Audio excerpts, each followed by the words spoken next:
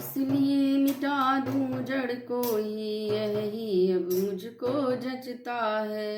फोड़े को पकने से पहले कर देना नष्ट चतुरता है। जब ही चतुर वसुदेव ने समझ लिया सब भेद, बोले तब तो व्यर्थ तुम बढ़ा रहे हो खेद। 8वें पुत्र का भय है तो वह आगे आपके धर देंगे। 8वां नहीं चाहोगे तो 8 ही अर्पण कर देंगे।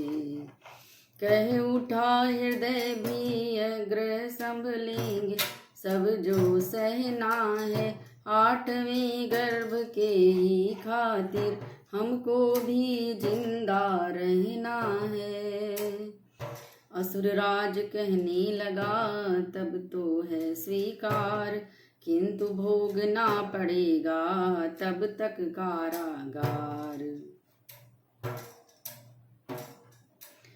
जिन हाथों में कंगना बांधा, हथकड़ियाँ वहाँ पड़ेंगी अब।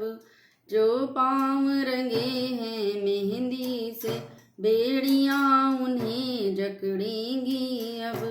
आज्ञा पाते ही वही हुआ जो क्रूर कंस की इच्छा थी। दंपति के जीवन अभिनय की यह पहली करुण यवनिका थी। मथुरा में उस दिवस से व्यापा हाहाकार, कर न सकी जनता सहन इतना अत्याचार। प्रतिवाद सभाएं शुरू हुई, ब्रज भर में आवाजें पहुंची। युवराज के अत्याचारों की राजा पर फरियादें पहुंची। उन सब का यह परिणाम हुआ, जालिम के जुल्म दुचंद हुए। कितने ही जनता के प्यारे कारागृह में बंद हुए। उग्रसेन का भी नहीं उसने किया ख्याल, दिया उन्हें भी दुष्ट ने कारागृह में डाल।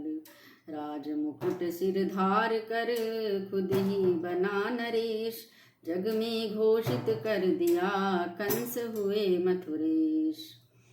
कारागृह के दरवाजे पर जब राक्षस का पहरा बैठा, छाती पर बूढ़े राजा की उस समय एक मुक्का बैठा।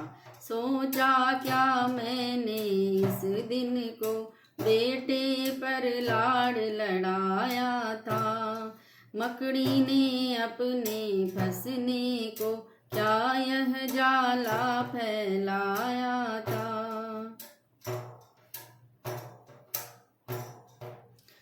बेटे के मुख पर बाप सदा दीवाना सा हो जाता है। उसको सुख देने की खातिर खुद लाखों दुख उठाता है।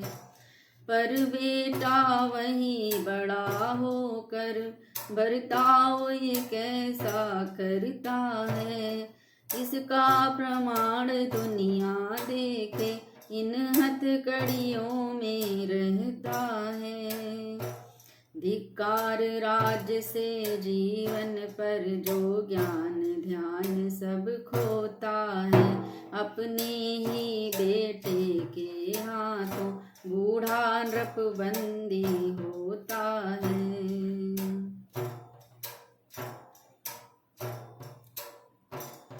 अच्छा ओ राक्षस वो पापी, आराम न तू भी पाएगा। मेरे शरीर के माथ तो सदा घृणित कहलाएगा। मैं कहता हूँ बदला यह प्रगति चुकाएगी। अष्टम संतान देवकी की तेरा अस्तित्व मिटाएगी। यह कहते कहते आपे में जब नहीं रहा अपने राजा, तो माला हाथों में लेकर हरि नाम लगा जपने राजा।